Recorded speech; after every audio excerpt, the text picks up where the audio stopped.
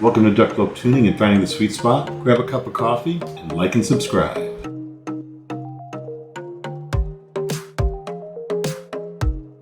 Welcome back to Duck Club Tuning, Finding the Sweet Spot.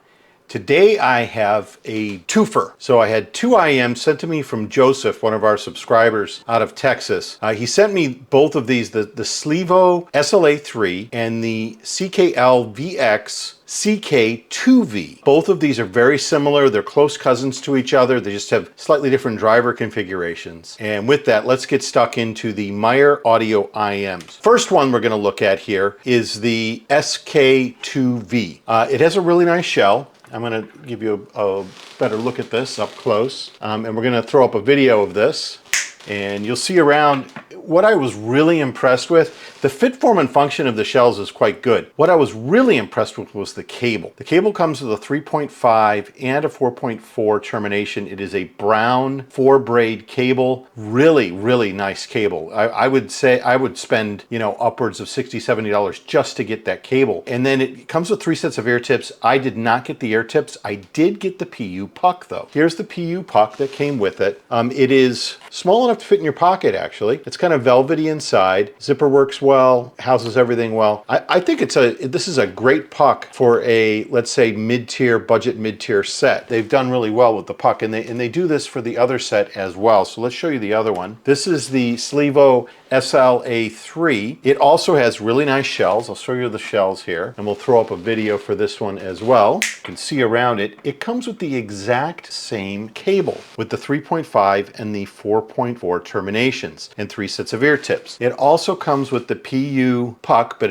this time it's in blue. It matches the theme of the shells, which are also blue. No point in opening it up. It is the exact same puck, just in a different color, and it fits in your pocket really, really well. One thing I want to show you, and I'm going to pull up the video for this, is the termination of the cable itself. I think that this is how a termination should be done if you have a multi-tip cable, where it doesn't look like push-pull, things can fall off, extremely long. It doesn't look like the cable is some other form. Like, I'll give you an example here. So here's the cable for, this is the Phantom, the BGVP Phantom. And you can see how this is a push-pull fitting on the BGVP Phantom just here. And you can see how long it is when they do this. And there's a lot of the audios that are quite long and they're push-pull. I think that they've done this one a lot better. You can see the two side by side.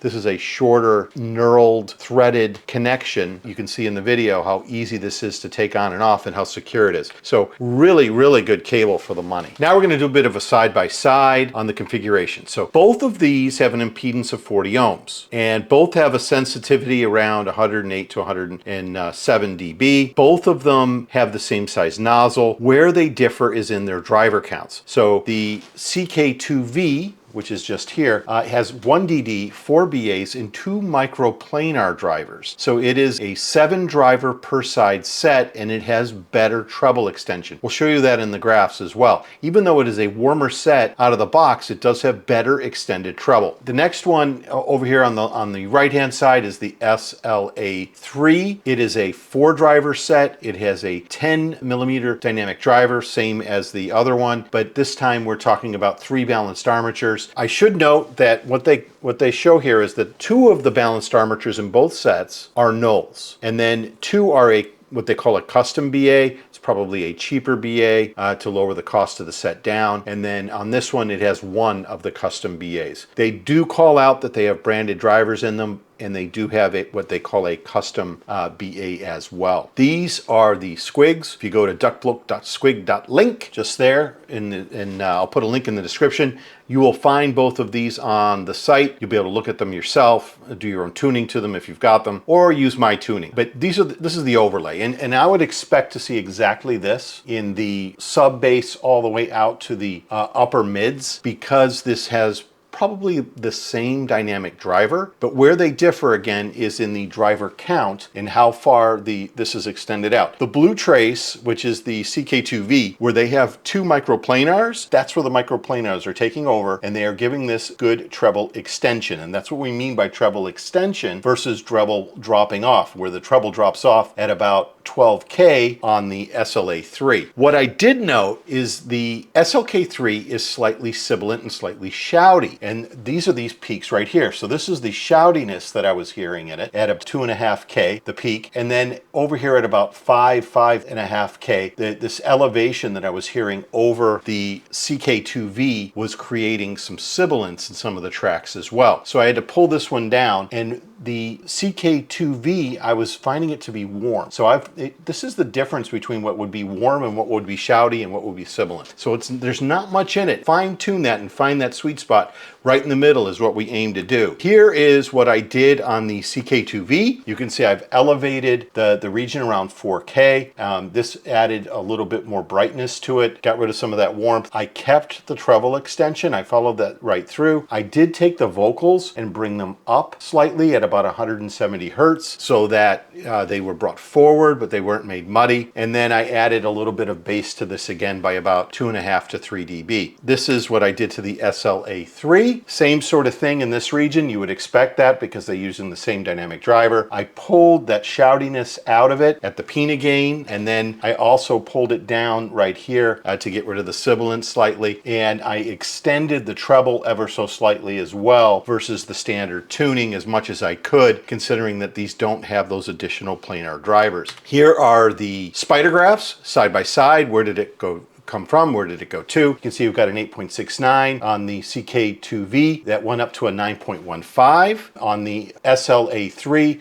we went from an 8.56 to a 9.09. Both of these did really, really well. They went from a B tier to an A tier by adding the PEQ settings to them. What is notable is I was able to get better performance, and I'm going to overlay these, better performance out of the CK2V than I was out of the SLA3. But not by much. Here's the overlays. So this is before PEQ, both of them side by side, and then after PEQ. You can see that I thought that the CK2V had slightly better sub bass, and bass feel out of the box. It also had better slam and note weight as a result of that, as well as being less sibilant. And this is what I talked about at the beginning. It's a warmer set. It had better tonality and timbre as well.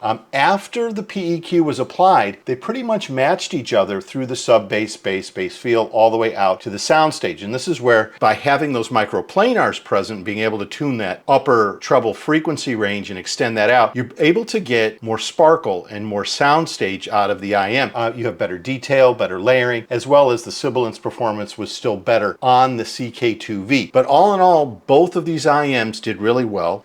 This is the bar graphs for both of them. I won't get into this too heavily. You can have a closer look at it yourself. This is why I thought this was warm versus this set, which it had more treble. But even though this had more treble in the SLA3, the problem with that was it created that shoutiness and that sibilance. So we had to get that under control, but we were able to elevate the treble region as well as bring that shoutiness out. Both sets did really, really well in their tuning phase. Here's where they ranked. So this is before the PEQ was applied. This is after the PEQ was applied. I thought this sounded kind of similar to the 61T Butterfly. It also has a very similar shell. I'm wondering if somehow those shells are coming out of the same factory. You can see the look of it right there. They're very close in price, about $11 in it. In fact, you could probably get them for the same price nowadays. They both went from a B tier to an A tier, and they both scored very similarly before and after. But actually, the CK2V, because of those microplanars, I think it did better after PEQ. So here it is again, and it comes very close to the fat frequency Deuce. It's actually, it gets the same score. I like the bass hit of the Deuce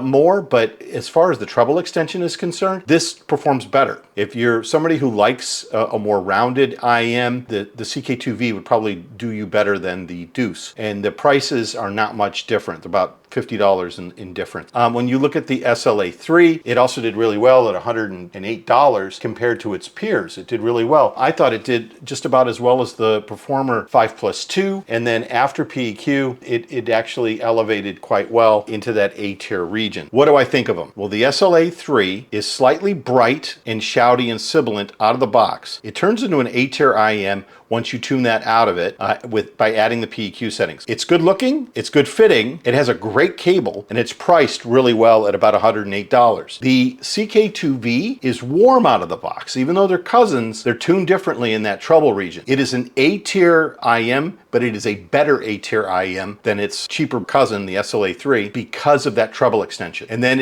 it's just as good looking, if not better. It has the same great cable, the modular cable with the knurling and the thread, and then it also has a price of $189. You do have to pay almost double to get that extra lift in the performance, but we all know it is diminishing returns when we start to talk about adding a slight improvement in sound. And with that, please subscribe to the channel. Big shout out again to Joseph for sending these to me. Really appreciate it. Hit the like button, give me a comment. If you own either of these IEMs, send me an email and I will send you the PEQs for this. Duckbloke out. Thank you for visiting Duckbloke Tuning and finding the sweet spot. Your comments are very much appreciated. I'll try to respond as quickly as possible. Share the PEQ settings with you if you own these particular IEMs or if you plan on purchasing them to maximize your investment. Again, thank you so much for supporting the project.